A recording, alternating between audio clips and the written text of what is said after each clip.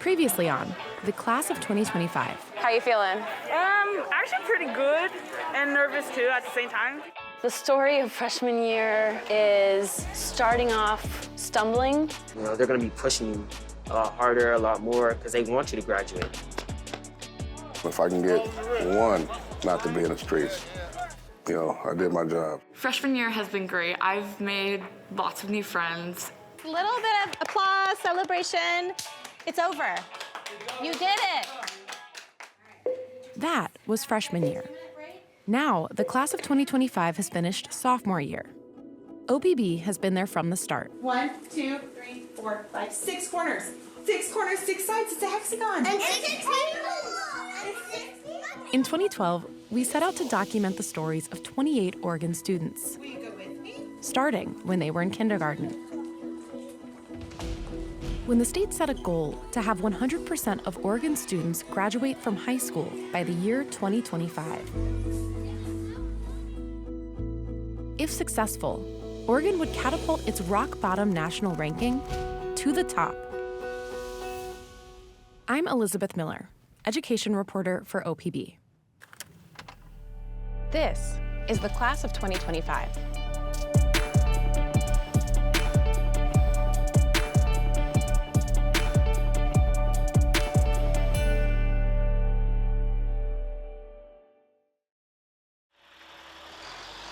It's fall 2022. The class of 2025 aren't newbies to high school anymore, but they've still got a long ways to go. Sophomore year doesn't always get the spotlight, but I want to know what 10th grade is like for these students, because by the end of sophomore year, they'll be halfway through high school. 10th grade is a time when young people are learning who they are, what they want to be, and what it will take to get there. I'm more of a hands-on learner. Happy birthday to you. I like my coach, I like my teammates, you know, those are my guys, and it's been great. Baseball is my favorite sport.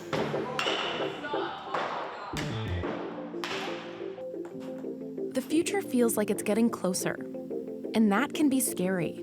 It makes me nervous because I'm really scared of not graduating.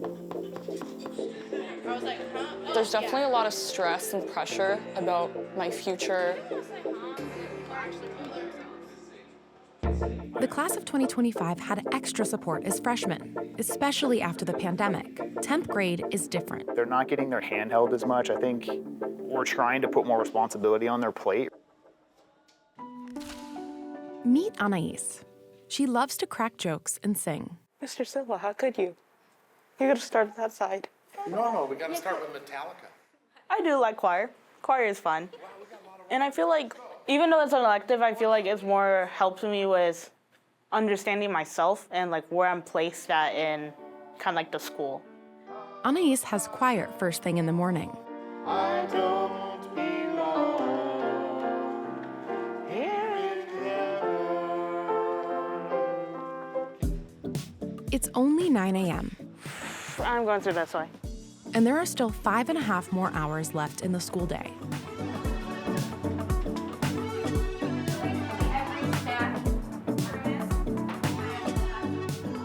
I lose Anais during lunch. With nearly 2,500 kids at David Douglas High School, it's easy to get lost. We reconnect in math, her toughest class, at the end of the day. Math has been like pretty decent, like because I have math every day. So one of them is my attendance and the other is like my work. And so pretty much it's been pretty good.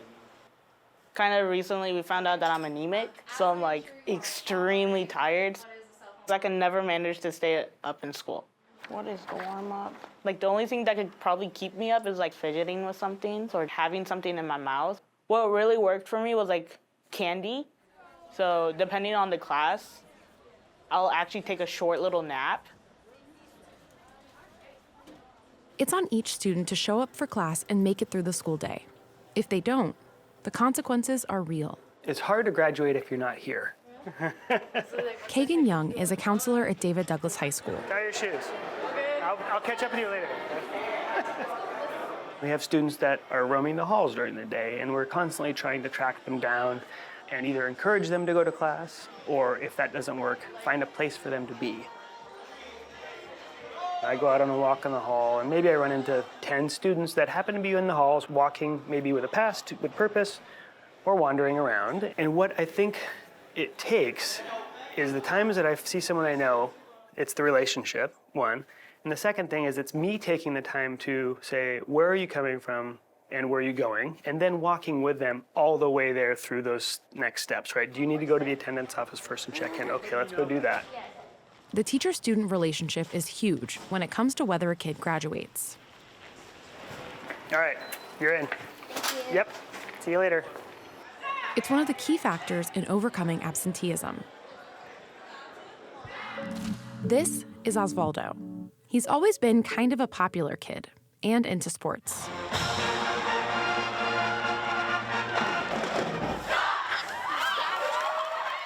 It's October. Homecoming. The football game was fun, it was crazy.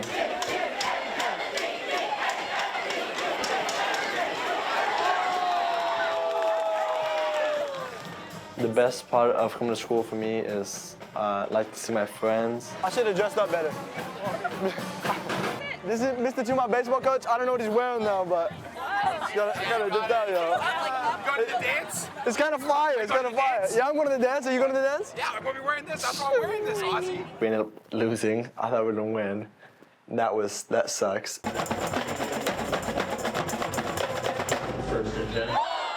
I do think the story of sophomore year is finding a sense of belonging and purpose, that finding yourself and then regaining some strength and steam to move through the other 2 years of high school. High school isn't only about getting good grades. Being part of a team or a club helps kids gain a sense of belonging and learn about accountability.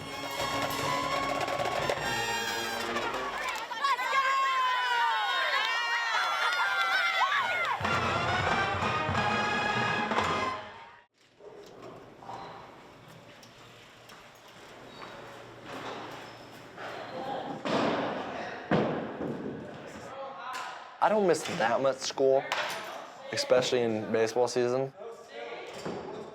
My goal right now is I want to hit a home run, and I think I'm around that level where I can. Sports do play a big role because you have to have a certain grade point average and attendance to play.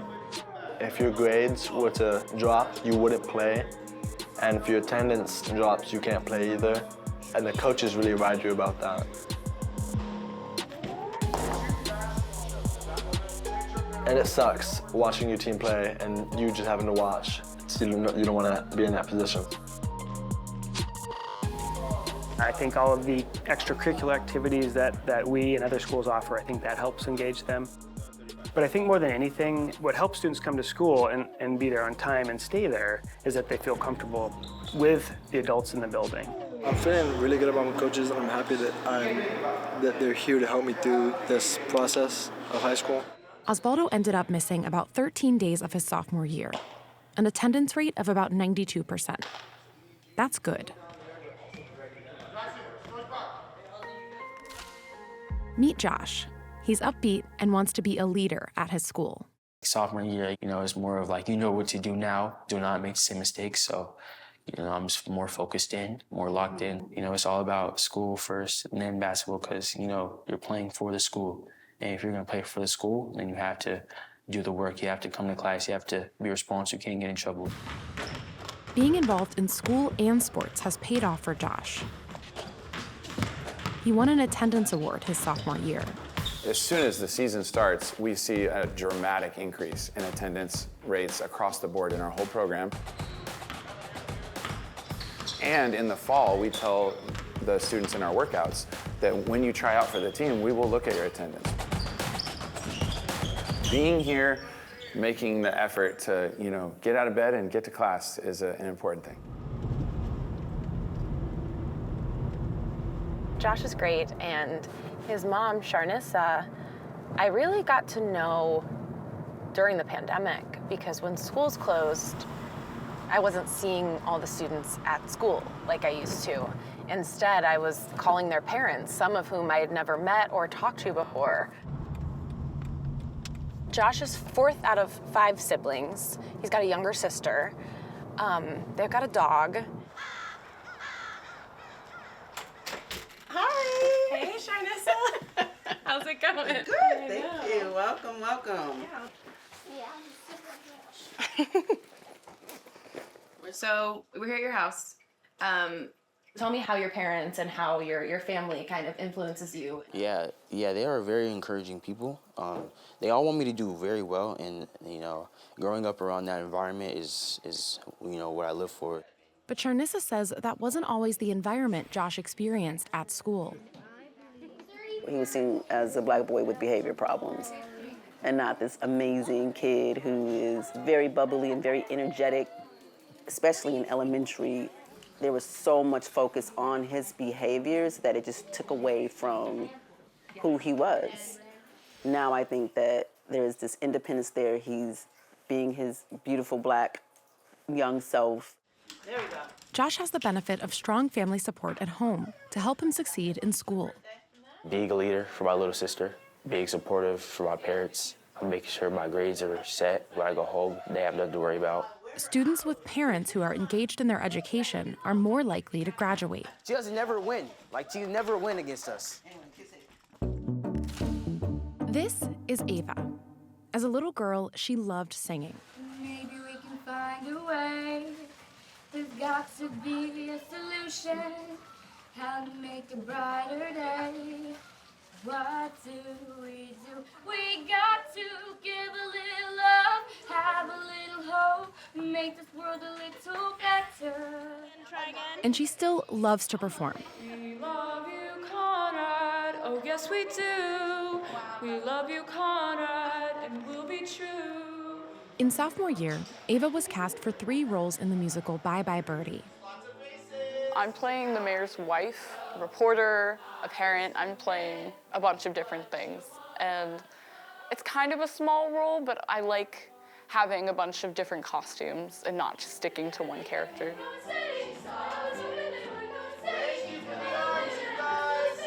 I need this, yeah.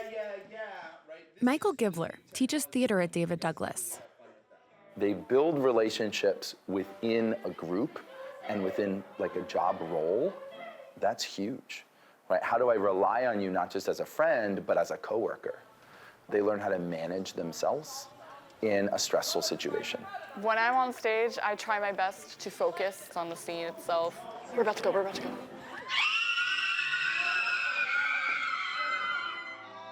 I'd say focusing is a skill. It definitely takes practice.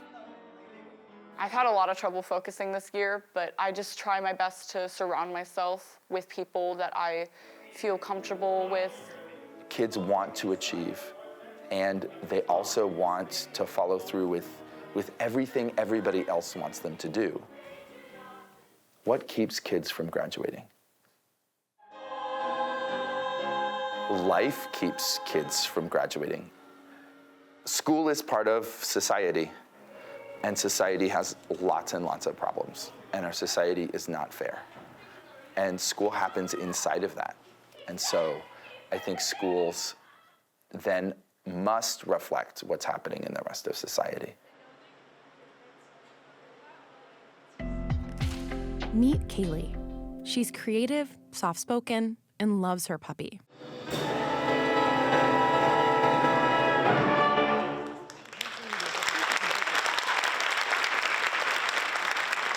Sophomore year, Kaylie built on the technical skills she learned in stagecraft class as a freshman. Now she's running the rails backstage for Bye Bye Birdie. I'm doing run crew, and I'm doing the fly line, and that's just flying the curtain out, and everything that you see going up in the air is what I'm doing backstage.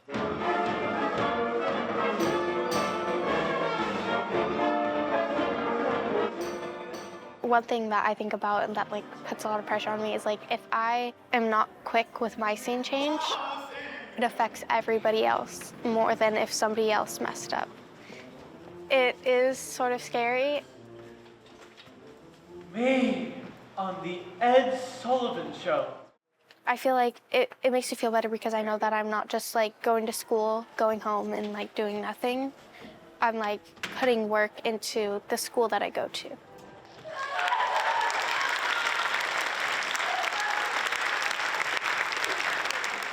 The vibe at the end of the show is usually excited, but then a lot of people cry at the end of it. I'm one of those people.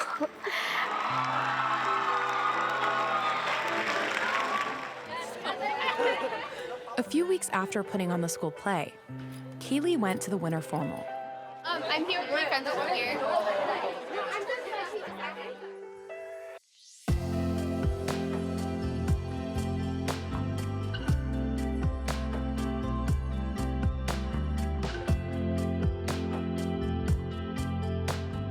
I think winter formal, it was one of my favorite parts of sophomore year. I was mostly really excited to dress up.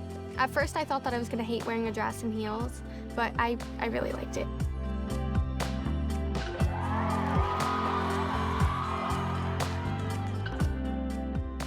High school dances are a rite of passage, a night for students to make memories with friends and staff, strengthening their bond with the school community.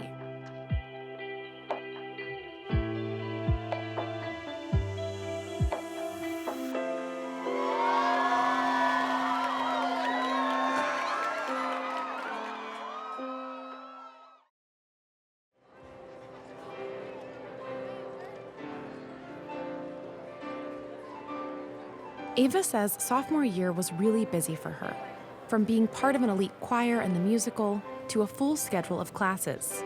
Sometimes her attendance took a hit.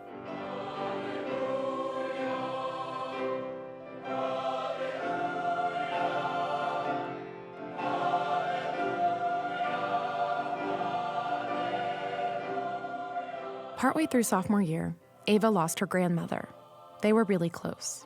I've been through a lot this year, so it's kind of harder for me to kind of keep that motivation to get myself up in the morning. So there's high days and there's low days. But through connections at school, she was able to find support and comfort. I'm kind of letting loose more with theater and making new friends.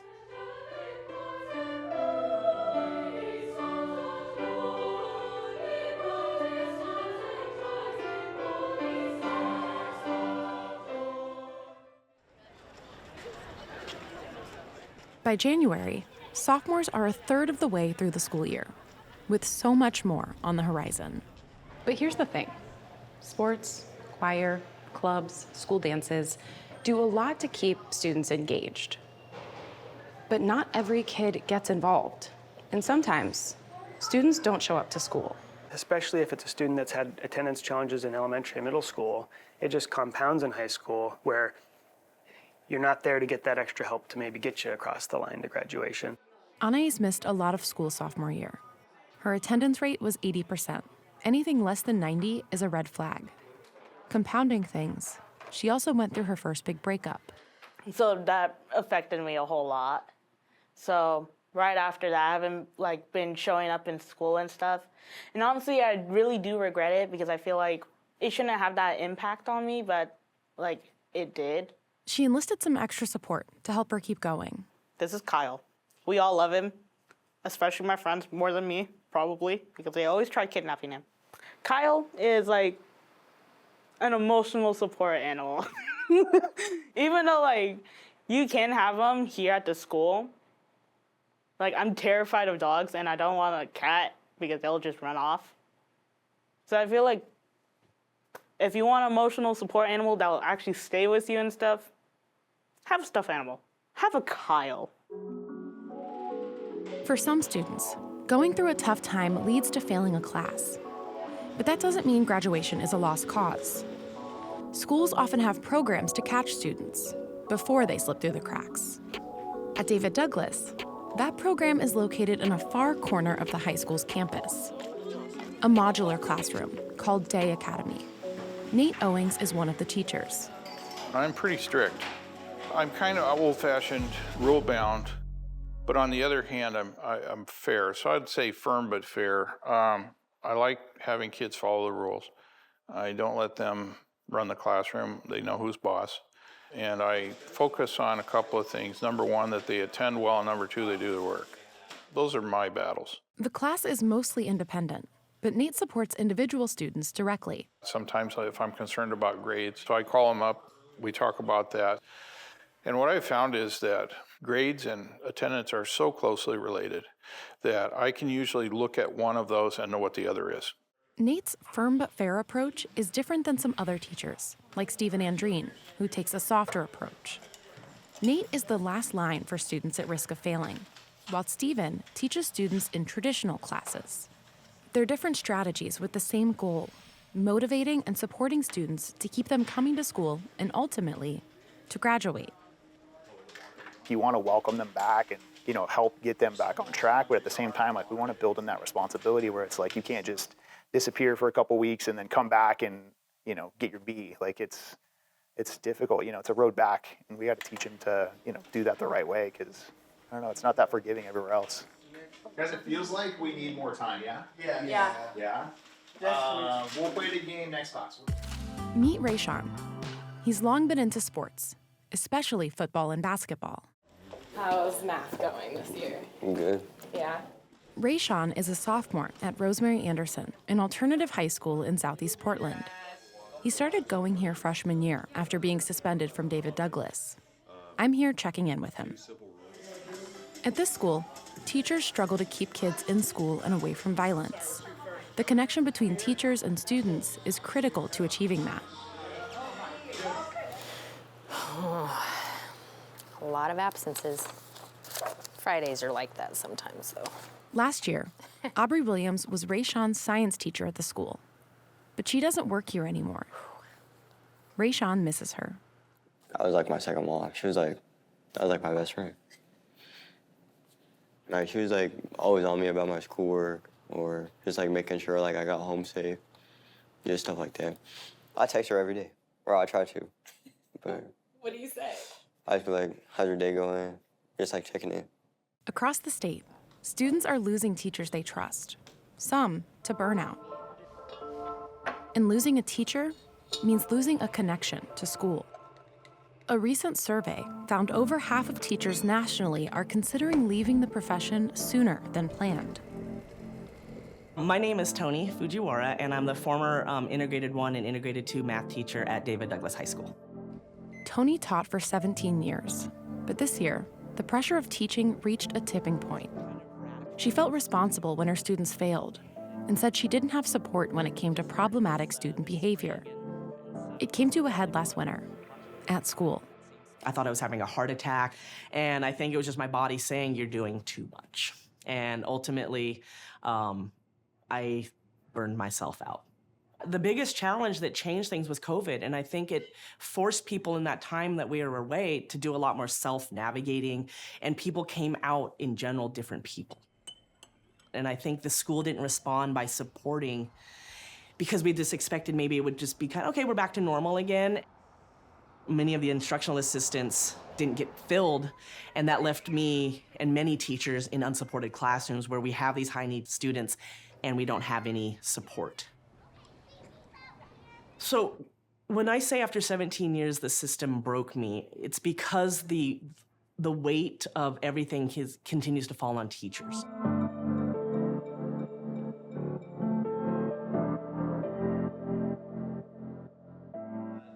Osvaldo was one of Tony's math students. Having a good teacher is really important because when you have teachers that aren't engaging or just don't know how to teach as well, kids won't pay attention and some kids just won't even come to class. So having a good teacher really matters for learning and just for attendance. Teachers leaving due to burnout can create a domino effect that impacts graduation. Here's how. To graduate, kids have to show up. Having relationships with trusted adults, like teachers, can help students make that effort.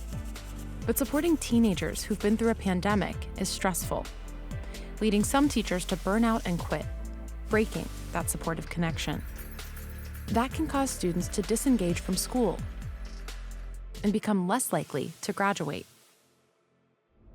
Oregon has kept its 100% graduation goal by the class of 2025 for more than a decade. But what if a high school diploma isn't the only way to measure success? To get insight to that question, my editor Rob Manning and I drove to Molalla, Oregon. Well, we made it. Rob created this reporting project back in 2012 and has known the kids involved since kindergarten. How you guys doing? Come on in. Good to see you. Jacob, Jacob, nice to meet you. This is Jacob. He's tight with his dad and really likes old cars. He moved from Portland to Molalla in middle school and wants to run his own auto shop someday. To Jacob, graduating high school isn't a requirement for that. I'd rather just drop out, get my GED, and see where that takes me. So this is me. Then, he's shaking his head over there, so I deal with it every day.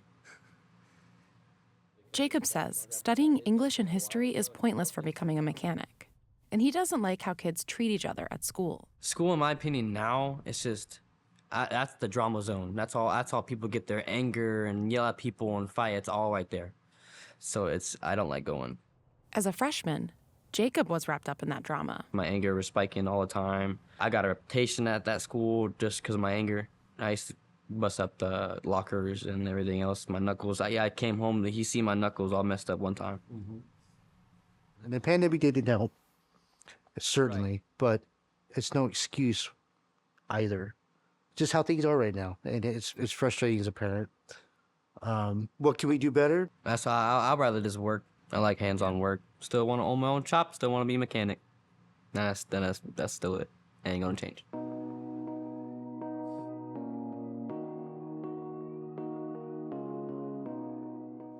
Looking back, Kaylie and mom Alicia said a tough year at home affected Kaylie's attendance and performance at school. We were going through a lot this year. I was really, really sick and was hospitalized for over a month. Kaylie ended the year with a 44% attendance rate. And she really stepped up to the plate then and got herself to school and took care of everything. And I just want her to know that I love her, care about her, only want what's best for her. She's my baby.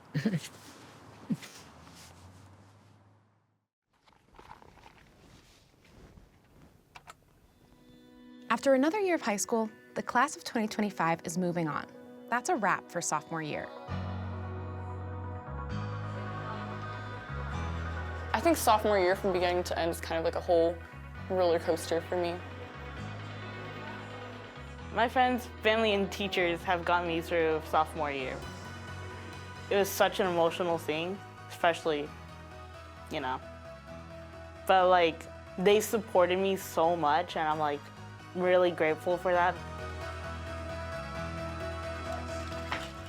I'm feeling like I'm ready to graduate, in 2 years. Just go to college and get to the next step. Look at her. Slow poke. Right now, I'm on track to graduate, so that's good. And then I'm scared, but I'm ready. There's a lot more to the world than just these halls. There's so many doors open to them. I want them to learn that they have a powerful and important voice. I just would love for kids to be heard and seen more for what the perspectives they can offer. And this generation of kids especially, they're pretty rad. And I know that they're gonna save the world. There's something about them that they're really destined to go off and fix if we can guide them in the right way.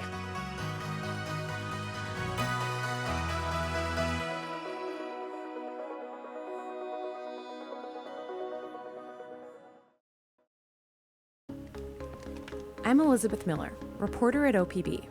And I'm Rob Manning, OPB editor and the creator of the Class of 2025 project. It started here at Earl Boyles Elementary School in Southeast Portland. Sound. Sound. The kids who were learning to count and read in this building 10 years ago when this project started are now sophomores in high school. Right now, I'm on track to graduate, so that's good. It's kind of amazing. OPB has only been able to sustain this project for the last decade because of the help of our members. And Rob and I are here to keep it going, all the way through high school graduation, with the help of sustaining members of OPB. You can help us keep telling the stories of the Class of 2025 and support all of OPB's essential reporting and programs. Become a sustainer with an ongoing monthly contribution now at opb.org/video. And thanks.